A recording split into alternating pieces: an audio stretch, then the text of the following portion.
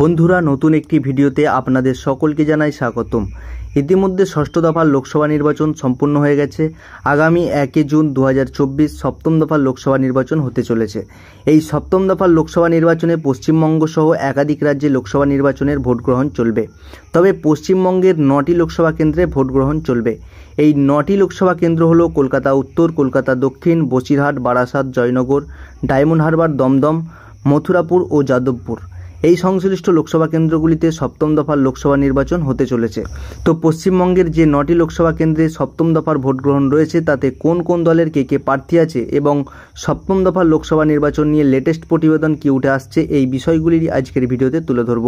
প্রিয় দর্শক, আপনারা দেখছেন SNN টিভি পাবলিক। তো বন্ধুরা, এই সপ্তম দফার লোকসভা নির্বাচনে পশ্চিমবঙ্গ সহ আর কোন কোন রাজ্যে কটি লোকসভা কেন্দ্রে ভোট গ্রহণ রয়েছে চলুন জেনে নেওয়া যাক। বিহারের 8টি আসনে, হিমাচল প্রদেশের 4টি আসনে, ঝাড়খণ্ডের 3টি আসনে, ওড়িশার 6টি আসনে, পাঞ্জাবের 13টি আসনে, উত্তরপ্রদেশের 13টি আসনে, পশ্চিমবঙ্গের 9টি আসনে, চণ্ডীগড়ের 1টি আসনে ভোট রয়েছে। তবে সব মিলিয়ে নির্বাচন কমিশনের তথ্য অনুযায়ী দেশের 8টি রাজ্যে মোট 57টি আসনে ভোট রয়েছে। তবে আজকের ভিডিওতে শুধুমাত্র পশ্চিমবঙ্গের 9টি লোকসভা কেন্দ্র নিয়ে লেটেস্ট আপডেট আপনাদের কাছে তুলে ধরব। তবে তার আগে পশ্চিমবঙ্গের এই 9টি লোকসভা কেন্দ্রের মধ্যে হেভিওয়েট লোকসভা কেন্দ্র কোনগুলি চলুন জেনে নেওয়া যাক। 1 নম্বরে আছে ডায়মন্ড হারবার। এটি পশ্চিমবঙ্গের অন্যতম গুরুত্বপূর্ণ এবং হেভিওয়েট লোকসভা কেন্দ্র, কারণ সেখানে লড়ছেন তৃণমূলের সাধারণ সম্পাদক অভিষেক বন্দ্যোপাধ্যায় এবং বিপরীতে রয়েছেন বিজেপির অভিজিৎ দাস। অন্যদিকে নজরে রয়েছে দমদম, সেখানে তৃণমূল প্রার্থী তথা সাংসদ সৌগত রায় এবং এখানে লড়াই সিপিএম প্রার্থী সুজন চক্রবর্তী, তৃণমূল প্রার্থী সৌগত রায় ও বিজেপি প্রার্থী শিলভদ্র দত্তের। তো বন্ধুরা, বিগত 2019-এর লোকসভা নির্বাচনে ডায়মন্ড হারবার লোকসভা কেন্দ্র থেকে তৃণমূল প্রার্থী অভিষেক বন্দ্যোপাধ্যায় তিনি 7,91,127টি ভোট পেয়ে জয়ী হয়েছিলেন এবং তিনি বর্তমান সাংসদ। তার ভোট শেয়ার ছিল 56.15%। অন্যদিকে বিজেপি প্রার্থী নীলাঞ্জন রায় তিনি 4,70,503টি ভোট পেয়েছিলেন এবং তার ভোট শেয়ার ছিল 33.39%। এছাড়া সিপিএম প্রার্থী ডক্টর ফুয়াদ হালিম তিনি 93,941টি ভোট পেয়েছিলেন এবং তার ভোট শেয়ার ছিল 6.67%। এছাড়া কংগ্রেস প্রার্থী সৌম্য আইচ রায় তিনি 19,828টি ভোট পেয়েছিলেন এবং তার ভোট শেয়ার ছিল 1.41%। এবারে 2024 লোকসভা নির্বাচনে ডায়মন্ড হারবার লোকসভা কেন্দ্র থেকে তৃণমূলের টিকিটে প্রতিদ্বন্দ্বিতা করবেন অভিষেক বন্দ্যোপাধ্যায়। অন্যদিকে বিজেপির টিকিটে প্রতিদ্বন্দ্বিতা করছেন অভিজিৎ দাস। এছাড়া সিপিএমের টিকিটে প্রতিদ্বন্দ্বিতা করছেন প্রতিকুর রহমান। এছাড়া আইএসএফের টিকিটে প্রতিদ্বন্দ্বিতা করছেন মজনু লস্কর। তবে শেষমেশ ডায়মন্ড হারবারে জনতার রায় ঠিক কী হয় 4 জুন প্রকাশিত হবে। এবার পশ্চিমবঙ্গে সপ্তম দফা লোকসভা নির্বাচনে অপর একটি গুরুত্বপূর্ণ লোকসভা কেন্দ্র হলো দমদম লোকসভা কেন্দ্র। বিগত 2019-এর লোকসভা নির্বাচনে এই দমদম লোকসভা কেন্দ্র থেকে তৃণমূল প্রার্থী সৌগত রায় তিনি 5,12,062টি ভোট পেয়ে জয়ী হয়েছিলেন এবং তিনি বর্তমান সাংসদ। তার ভোট শেয়ার ছিল 42.51%। অন্যদিকে বিজেপি প্রার্থী সৌমিক ভট্টাচার্য তিনি 4,59,060টি ভোট পেয়েছিলেন এবং তার ভোট শেয়ার ছিল 38.11%। এছাড়া সিপিএম প্রার্থী নেপাল দেব ভট্টাচার্য তিনি 1,67,590টি ভোট পেয়েছিলেন এবং তার ভোট শেয়ার ছিল 13.91%। এবার 2024 লোকসভা নির্বাচনে দমদম লোকসভা কেন্দ্র থেকে তৃণমূলের টিকিটে প্রতিদ্বন্দ্বিতা করছেন সৌগত রায়। অন্যদিকে বিজেপির টিকিটে প্রতিদ্বন্দ্বিতা করছেন শিলভদ্র দত্ত। এছাড়া সিপিএমের টিকিটে প্রতিদ্বন্দ্বিতা করছেন সুজন চক্রবর্তী। এবার পশ্চিমবঙ্গের সপ্তম দফার লোকসভা নির্বাচনে অপর একটি গুরুত্বপূর্ণ লোকসভা কেন্দ্র হলো বসিরহাট লোকসভা কেন্দ্র। বিগত 2019-এর লোকসভা নির্বাচনে এই বসিরহাট লোকসভা কেন্দ্র থেকে তৃণমূল প্রার্থী নুসরত জাহান তিনি 7,82,078টি ভোট পেয়ে জয়ী হয়েছিলেন এবং তিনিই বর্তমান সাংসদ। তার ভোট শেয়ার ছিল 54.56%। অন্যদিকে বিজেপি প্রার্থী সায়ন্তন বসু তিনি 4,31,709টি ভোট পেয়েছিলেন এবং তার ভোট শেয়ার ছিল 30.12%। এছাড়া কংগ্রেস প্রার্থী কাজী আব্দুর রহিম তিনি 1,04,138টি ভোট পেয়েছিলেন এবং তার ভোট শেয়ার ছিল 7.27%। এছাড়া সিপিএম প্রার্থী পল্লব সেনগুপ্ত তিনি 68,316টি ভোট পেয়েছিলেন এবং তার ভোট শেয়ার ছিল 4.77%। এবার পশ্চিমবঙ্গে সপ্তম দফা লোকসভা নির্বাচনে অপর একটি গুরুত্বপূর্ণ লোকসভা কেন্দ্র হলো যাদবপুর লোকসভা কেন্দ্র।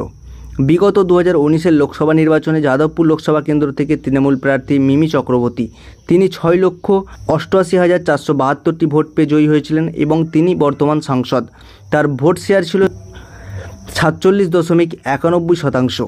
অন্যদিকে বিজেপি প্রার্থী অনুপম হাজরা তিনি 3,93,233টি ভোট পেয়েছিলেন এবং তার ভোট শেয়ার ছিল 27.37%। এছাড়া সিপিএম প্রার্থী বিকাশ রঞ্জন ভট্টাচার্য তিনি 3,02,264টি ভোট পেয়েছিলেন এবং তার ভোট শেয়ার ছিল 21.4%। এবার 2024 লোকসভা নির্বাচনে যাদবপুর লোকসভা কেন্দ্র থেকে তৃণমূলের টিকিটে প্রতিদ্বন্দ্বিতা করছেন সায়নী ঘোষ। অন্যদিকে বিজেপির টিকিটে প্রতিদ্বন্দ্বিতা করছেন অনির্বাণ গাঙ্গুলি।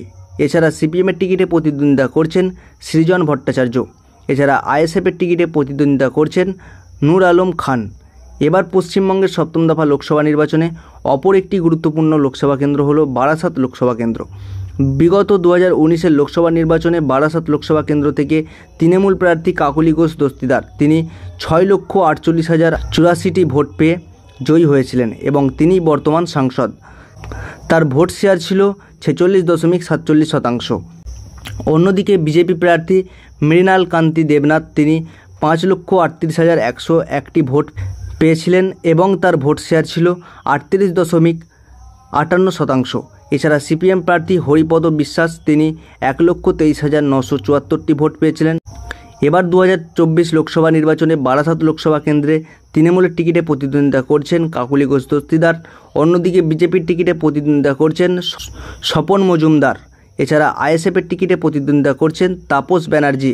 এবার পশ্চিমবঙ্গের সপ্তম দফা লোকসভা নির্বাচনে অপর একটি গুরুত্বপূর্ণ লোকসভা কেন্দ্র হল মথুরাপুর লোকসভা কেন্দ্র। বিগত 2019-এর লোকসভা নির্বাচনে মথুরাপুর লোকসভা কেন্দ্রের তৃণমূল প্রার্থী মোহন জটোয়া চৌধুরী তিনি 7,26,828টি ভোট পেয়ে জয়ী হয়েছিলেন এবং তিনি বর্তমান সাংসদ। তার ভোট শেয়ার ছিল 51.84%। অন্যদিকে বিজেপি প্রার্থী শ্যামাপ্রসাদ হালদার তিনি 5,22,848টি ভোট পেয়েছিলেন এবং তার ভোট শেয়ার ছিল 37.29%। এছাড়া সিপিএম প্রার্থী ডক্টর শরৎচন্দ্র হালদার তিনি 92,417টি ভোট পেয়েছিলেন এবং তার ভোট শেয়ার ছিল 6.59%। এবার 2024 লোকসভা নির্বাচনে মথুরাপুর লোকসভা কেন্দ্র থেকে তৃণমূলের টিকিটে প্রতিদ্বন্দ্বিতা করবেন বাপি হালদার। অন্যদিকে বিজেপির টিকিটে প্রতিদ্বন্দ্বিতা করছেন অশোক পুরকাইত। এছাড়া আইএসএফের টিকিটে প্রতিদ্বন্দ্বিতা করছেন অধ্যাপক অজয় কুমার দাস। এবার পশ্চিমবঙ্গের সপ্তম দফা লোকসভা নির্বাচনে অপর একটি গুরুত্বপূর্ণ লোকসভা কেন্দ্র হল জয়নগর লোকসভা কেন্দ্র। বিগত 2019-এর লোকসভা নির্বাচনে জয়নগর লোকসভা কেন্দ্রে তৃণমূল প্রার্থী প্রতিমা মণ্ডল তিনি 7,61,202টি ভোট পেয়ে জয়ী হয়েছিলেন এবং তিনি বর্তমান সাংসদ। তার ভোট শেয়ার ছিল 56.13%। অন্যদিকে বিজেপির প্রার্থী ডক্টর অশোক কান্ডারি তিনি 4,44,427টি ভোট পেয়েছিলেন এবং তার ভোট শেয়ার ছিল 32.77%। এবার 2024 লোকসভা নির্বাচনে জয়নগর লোকসভা কেন্দ্র থেকে তৃণমূলের টিকিটে প্রতিদ্বন্দ্বিতা করছেন প্রতিমা মণ্ডল। অন্যদিকে বিজেপির প্রার্থী ডক্টর অশোক কান্ডারি এছাড়া আইএসএফের টিকিটে প্রতিদ্বন্দ্বিতা করছেন মেঘনাথ হালদার। এবার পশ্চিমবঙ্গের সপ্তম দফা লোকসভা নির্বাচনে অপর একটি গুরুত্বপূর্ণ লোকসভা কেন্দ্র হল কলকাতা উত্তর লোকসভা কেন্দ্র। বিগত 2019-এর লোকসভা নির্বাচনে কলকাতা উত্তর লোকসভা কেন্দ্র থেকে তৃণমূল প্রার্থী সুদীপ বন্দ্যোপাধ্যায় তিনি 4,74,891টি ভোট পেয়ে জয়ী হয়েছিলেন এবং তিনি বর্তমান সাংসদ। তার ভোট শেয়ার ছিল 49.96%। অন্যদিকে বিজেপি প্রার্থী রাহুল সিনহা তিনি 3,47,796টি ভোট পেয়েছিলেন এবং তার ভোট শেয়ার ছিল 36.59%। এছাড়া সিপিএম প্রার্থী কণিকা বোস তিনি 71,080টি ভোট পেয়েছিলেন এবং তার ভোট শেয়ার ছিল 7.48%। এবার 2024 লোকসভা নির্বাচনে কলকাতা উত্তর লোকসভা কেন্দ্র থেকে তৃণমূলের টিকিটে প্রতিদ্বন্দ্বিতা করছেন সুদীপ বন্দ্যোপাধ্যায়। অন্যদিকে বিজেপির টিকিটে প্রতিদ্বন্দ্বিতা করছেন তাপস রায়। এবার পশ্চিমবঙ্গের সপ্তম দফা লোকসভা নির্বাচনে অপর একটি গুরুত্বপূর্ণ লোকসভা কেন্দ্র হল কলকাতা দক্ষিণ লোকসভা কেন্দ্র। বিগত 2019-এর লোকসভা নির্বাচনে কলকাতা দক্ষিণ লোকসভা কেন্দ্র থেকে তৃণমূল প্রার্থী মালা রায় 5,73,119টি ভোট পেয়ে জয়ী হয়েছিলেন এবং তিনি বর্তমান সাংসদ। তার ভোট শেয়ার ছিল 47.5%। অন্যদিকে বিজেপি প্রার্থী চন্দন কুমার বসু তিনি 4,17,927টি ভোট পেয়েছিলেন এবং তার ভোট শেয়ার ছিল 34.64%। এছাড়া সিপিএম প্রার্থী নন্দিনী মুখোপাধ্যায় তিনি 1,40,275টি ভোট পেয়েছিলেন এবং তার ভোট শেয়ার ছিল 11.63%। এবার 2024 লোকসভা নির্বাচনে কলকাতা দক্ষিণ লোকসভা কেন্দ্র থেকে তৃণমূলের টিকিটে প্রতিদ্বন্দ্বিতা করছেন মালা রায়। অন্যদিকে বিজেপির টিকিটে প্রতিদ্বন্দ্বিতা করছেন দেবশ্রী চৌধুরী। এছাড়া সিপিএমের টিকিটে প্রতিদ্বন্দ্বিতা করছেন সাইরা শাহ হালিম। তো বন্ধুরা, এই ছিল আজকের প্রতিবেদন। এতক্ষণ আমাদের সঙ্গে থাকার জন্য আপনাদের সকলকে ধন্যবাদ। দেখা হচ্ছে নেক্সট ভিডিওতে। আর নতুন নতুন প্রতিবেদন আপডেট পেতে আমাদের SNN টিভি পাবলিক চ্যানেলটিকে অবশ্যই সাবস্ক্রাইব করুন।